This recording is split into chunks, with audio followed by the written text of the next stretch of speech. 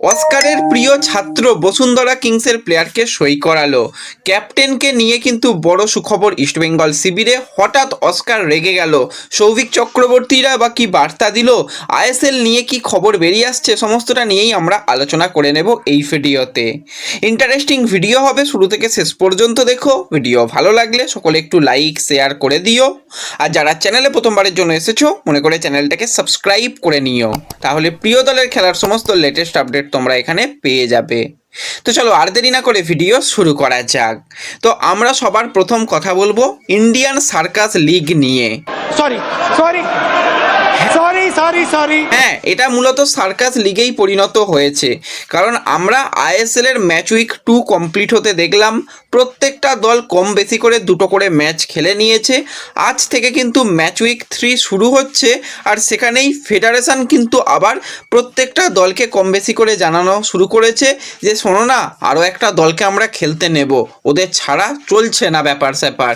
ওদেরকে নিলে সবাই মোটামুটি খুশি হয়ে যাবে, ওরাও খুশি হয়ে যাব, আমরাও খুশি হয়ে যাব, তোমরাও একটা করে বেশি ম্যাচ খেলতে পারবে, আরও জটিল পরিস্থিতি তৈরি হবে, তাতে কোনো অসুবিধা নেই, ওদের খেলতে নেওয়া হোক, তোমরা কিন্তু সম্মতি দাও। কারণ অলরেডি এফসি গোয়া এবং দিল্লি তারা তো সম্মতি দিয়েছে, তোমরাই বা বাকি পড়ে থাকবে কেন, তোমরাও সম্মতি দাও, আমরা ওই দলটাকে খেলতে নেব। হ্যাঁ, আমি কথা বলছি চার্চিল ব্রাদার্সের। কারণ চার্চিলের আমি তো বলবো কোনো দোষ নেই। প্রথমে যখন লাস্ট ইয়ার আই লিগ শেষ হলো, তাদেরকে দুমদাম করে ফেডারেশন ঘোষণা করে দিল যে তারা চ্যাম্পিয়ন ট্রফিও গোপনে দিয়ে দিল। আর চার্চিল কেন ট্রফি দেবে বলো তো? ট্রফি আর দেয়নি, ক্যাশে গিয়ে ইন্টারকাসি জিতে তারা সরাসরি আইএসএলে প্রমোট হয়ে তারা আইএসএলে ছাড়পত্র পেয়ে তারা আইএসএলে এসেছে। এবার চার্চিলেরই দোষ কোথায়? চার্চিলের তো এক্ষেত্রে আমি তো বলবো না যে দোষ রয়েছে খুব বেশি কিছু, কারণ চার্চিলকে প্রথমেই ঘোষণা করা হয়েছিল, তারা সেটাই ধরে রয়েছে। তারা ওই কোর্টের রায়কে আর মান্যতা দিচ্ছে না যে আমরা মাঠে ফুটবল খেলেছি, মাঠে জিতেছি, মাঠে পয়েন্ট পেয়েছি, আমরা কোর্টের কথা কেন শুনবো, এরকম একটা তাদের মতামত। এবং চার্চিল ট্রফিও ফেরত দেয়নি, তারা ওদের মতন ওরা সিদ্ধান্ত নিয়েছে। এবং চার্চিলের স্পষ্ট একটাই বার্তা ছিল, আমরা আইএসএল খেলবো, আমাদের আইএসএল ছাড়া আমরা আর আই লিগে পড়ে থাকবো না। এবার তারা চ্যাম্পিয়ন, তাদের যেহেতু ক্যাশের রায় অনুযায়ী তারা হতে পারেনি, প্রথমেই উচিত ছিল ফেডারেশনে যে ঠিক আছে তোমরা খেলবে, তোমরা তোমাদের ফ্র্যাঞ্চাইজি ফি দিয়ে তোমরা খেলো। এর আগে যেরকম অনেক দলকে নেওয়া হয়েছিল, তাদের নেওয়া হয়েছিল ওই কে চ্যাম্পিয়ন হলো কে চ্যাম্পিয়ন হলো না সেই সব দেখানো নয়। জামশেদপুর মাঝখানে আইএসএল শুরু হওয়ার মাঝপথে তারা এসে জয়েন করেছিল, বা আরও অনেক দল মাঝপথে জয়েন করেছিল। তো সেই রকমভাবে তাদের নিয়ে নিলে সমস্যা এত তৈরি হতো না। আইএসএল শুরু হওয়ার আগের দিন শোনা গেল যে এফসি গোয়া এবং দিল্লি এফসি তারা কিন্তু জানিয়েছে যে ওদের নেওয়া হোক বলে, তারা তাদের সম্মতি দিয়ে তারা তাদের যে কমিটি ছিল সেই কমিটি থেকে বেরিয়ে গেল। এবার ভিতর অনেক কিছু ব্যাপার চলে, অত ব্যাপারে আমাদের ঢুকে কাজ নেই। কিন্তু এই মুহূর্তে যদি চার্চিলকে নেওয়া হয়, কীরকম জটিল পরিস্থিতি তৈরি হবে ভাবো।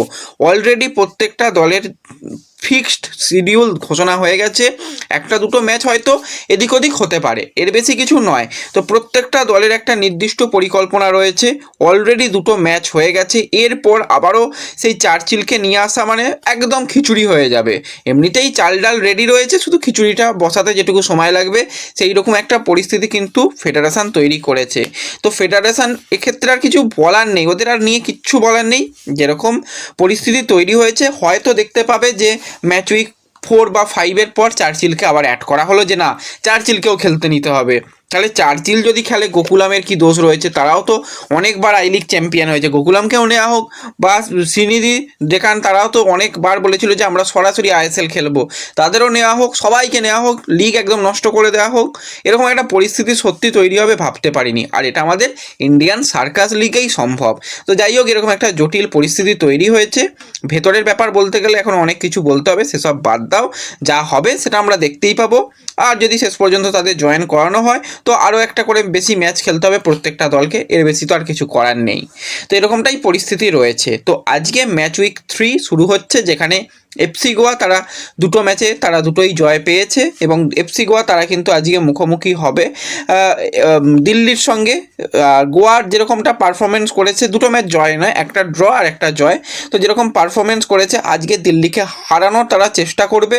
এবং তারা যদি আজকে দিল্লিকে হারিয়ে দেয়, তারা কিন্তু 7 পয়েন্ট নিয়ে আজকে তারা পয়েন্ট টেবিলে টপ পজিশানে চলে যাবে। আর যদি দিল্লি একটা পয়েন্ট আনতে পারে, বা যদি ম্যাচ ড্র হয়, বা যদি দিল্লিও জিতে যায়, তাহলেও কিন্তু দিল্লি আইএসএল এর প্রথম পয়েন্টটা পেয়ে যাবে, সেটার দিকেও নজর থাকবে। গোয়ার কাছে 2জন বিদেশি প্লেয়ার রয়েছে সেই জায়গায়, দিল্লির কাছে 4জন বিদেশি প্লেয়ার রয়েছে, তো 4 বিদেশিকেই প্রথম থেকে দিল্লি ব্যবহার করে কি সেই দিকেও নজর থাকবে। তো সন্ধ্যা 7:30 থেকে আজকের এই ম্যাচটা অনুষ্ঠিত হবে। তো এছাড়া যদি আমরা কথা বলি ইস্টবেঙ্গলের ম্যাচ নিয়ে, ইস্টবেঙ্গল আগামীকাল বিকেল 5টা থেকে ঘরের মাঠে জামশেদপুরের বিরুদ্ধে ম্যাচ খেলতে চলেছে। ম্যাচের টিকিট অনলাইন অফলাইন রয়েছে, তোমরা ম্যাচের টিকিট যাও গিয়ে সেখান থেকে কালেক্ট করে নাও। এবার যেটা সমস্যা তৈরি হয়েছে, প্রথম দুটো ম্যাচে আমরা দেখেছিলাম ইস্টবেঙ্গল সমর্থকরা মাঠ ভরিয়েছিল এবং সেখানে গিয়ে যেরকম যে আতশবাজি যেরকম হয় সেই জিনিসগুলো তারা ব্যবহার করা, ম্যাচের পর সেলিব্রেশন করা, সমস্ত কিছু করেছিল। তো এই ব্যাপারটা নিয়ে কিন্তু খুব একটা ভালোভাবে দেখছে না ফেডারেশন, তাদের নাকি এই ব্যাপারে আপত্তি রয়েছে এবং আরও অন্যান্য জায়গা থেকেও এই ব্যাপার নিয়ে বলা হয়েছে যে এগুলো ঠিকঠাক হচ্ছে না, এই যে জিনিসগুলো হচ্ছে আতশবাজি জিনিসগুলো থেকে একটু দূরে থাকার জন্য। তো সেই জন্য ইস্টবেঙ্গলকে নাকি ফাইনও করা হতে চলেছে বা ইস্টবেঙ্গলকে একটা শাস্তি পেতে হবে শোনা যাচ্ছে। সেই কারণে কিন্তু ইস্টবেঙ্গলের ক্যাপ্টেন সৌভিক চক্রবর্তী এবং দেবজিৎ মজুমদার বা প্রত্যেকটা ইস্টবেঙ্গল প্লেয়ার কিন্তু প্রত্যেকটা সাপোর্টারকে বলেছে যে তোমরা আসো, এসে তোমাদের গলার জড়ি কিন্তু আমাদের জন্য আলাদা মনোবল বাড়াবে, তোমরা এসে গ্যালারি ভরাও, মাঠকে ভরিয়ে তোলো, আমাদের সাপোর্ট করো, আমরা সেই সাপোর্টটা চাই। কিন্তু যেই জিনিসটাকে বাধা দেওয়া হচ্ছে সেই জিনিসটা না করাটাই সবথেকে ভালো কাজ। তোমরা কোনো রকম আতশবাজি নিয়ে মাঠে প্রবেশ করো না এবং কোনো রকম যে আগুন জাতীয় জিনিস নিয়ে মাঠে যেন না প্রবেশ করা হয় সেই নিয়ে কিন্তু একদম ইস্টবেঙ্গলের প্রত্যেকটা প্লেয়ার কিন্তু তারা তাদের তরফ থেকে বার্তা দিয়েছে যে এই ব্যাপারটা থেকে দূরে থাকা হোক, তা না হলে কিন্তু সেটা ক্ষতি আলটিমেটলি আমাদের হবে, আমাদের ক্লাবের হবে। আমরা তো সবাই ক্লাবকে ভালোবাসি, ক্লাবের যাতে ভালো হবে আমরা সেটাই চেষ্টা করব, ক্লাবের কোনো রকম ক্ষতি আমরা হতে দেব না।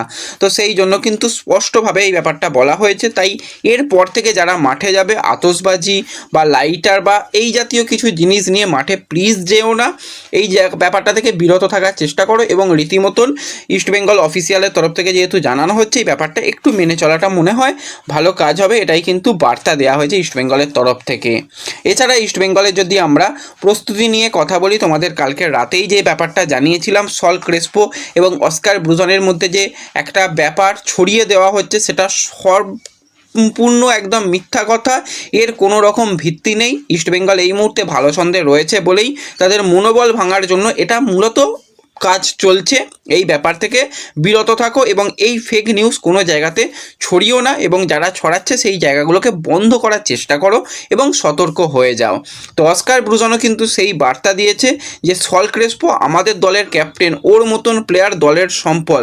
হ্যাঁ, প্লেয়ারদের চোট আঘাত সমস্যা হতে পারে, সে এখনও সম্পূর্ণ মেডিকেলি ফিট নয় বলে আমরা তাকে ব্যবহার করতে পারছি না, সে নিজের দিক দিয়ে পুরোপুরি রিকভার করে একটা পূর্ণ নিজের ফিটনেসে এলে তারপরে তাকে আমরা ব্যবহার করব এবং তাকে নিয়ে আমাদের প্ল্যানিং রয়েছে। এবং সবথেকে ভালো সে একজন খুব ভালো টিমম্যান, প্রত্যেকটা প্লেয়ারের সঙ্গে কথা বলা এবং ড্রেসিং রুমের পরিবেশকে কিন্তু সে খুবই ভালো কন্ট্রোলে রাখতে পারে। সে আমাদের অবশ্যই একজন ক্যাপ্টেন এবং তাকে নিয়ে আমাদের প্ল্যানিং রয়েছে, তাকে নিয়ে যে সমস্ত গুজব ছড়ানো হচ্ছে সেই জিনিসটা বন্ধ করার নির্দেশও কিন্তু অস্কার ব্রুজন দিয়েছে এবং অস্কার ব্রুজন এই ব্যাপারটা নিয়ে প্রচণ্ড পরিমাণে রেগে গেছে এবং অস্কার ব্রুজন এটাও কিন্তু ক্লাব অফিসিয়ালদের জানিয়েছে যে কোথা থেকে এই সমস্ত গুজব ছড়ানো হচ্ছে সেই জায়গাগুলোকে আইডেন্টিফাই করে রীতিমতন স্টেপ নেওয়া হোক, কারণ এতে দলের উপর ইম্প্যাক্ট পড়ে। আমি আমার দলের উপর কোনো রকম ইম্প্যাক্ট আসতে দেব না, আমরা সবাইকে নিয়ে খুশি রয়েছি, আমার তো কোনো প্লেয়ারকে নিয়ে সমস্যা নেই, কিছু সমস্যা নেই।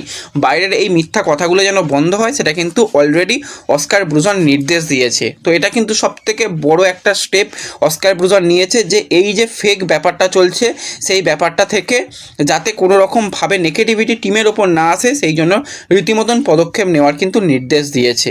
এছাড়া মিগুয়েলকে নিয়েও চিন্তার কোনো কারণ নেই, তার ঘাড়ে একটু অস্বস্তি থাকার কারণে তাকে প্রথম দুটো দিনে অনুশীলনে দেখা যায়নি, তাকে অলরেডি ইঞ্জেকশান দেওয়া হয়েছে এবং সেও মেডিকেলি ফিট এবং সে পরবর্তী ম্যাচের জন্য অ্যাভেলেবেল, সেটা কিন্তু অস্কার ব্রুজন জানিয়েছে এবং দলে বেশ কিছু বিশেষ চেঞ্জ হতে চলেছে সেটাও অস্কার ব্রুজন কিন্তু বার্তা দিয়েছে।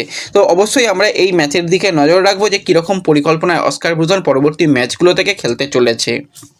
এছাড়া অস্কার ব্রুজনের কিন্তু একজন প্রিয় বিদেশি প্লেয়ার যে বসুন্ধরা কিংসের দুর্দান্ত পারফরমেন্স করেছিল, সেই 31 বছর বয়সী ব্রাজিলিয়ান সেন্টার মিডফিল্ড প্লেয়ারের কথা বলছি, অর্থাৎ জোনাথন ফার্নান্ডেজের কথা। তো এই জোনাথনকে আমরা বসুন্ধরার হয়ে দুর্দান্ত মাঝমাঠ সামলাতে দেখেছিলাম। মিগুয়েলের সঙ্গে তার জুটিটা অসাধারণ ছিল। সে ব্রাজিলের টপ টায়ার লিগে খেলেছে, সেকেন্ড টায়ার লিগে খেলেছে, দীর্ঘদিন ধরে ব্রাজিলে খেলার পর অস্কার ব্রুজনের হাত ধরে তার বাংলাদেশে আসা এবং সেখানেও বসুন্ধরা কিংসের হয়ে সে খুবই ভালো পারফরমেন্স করেছিল।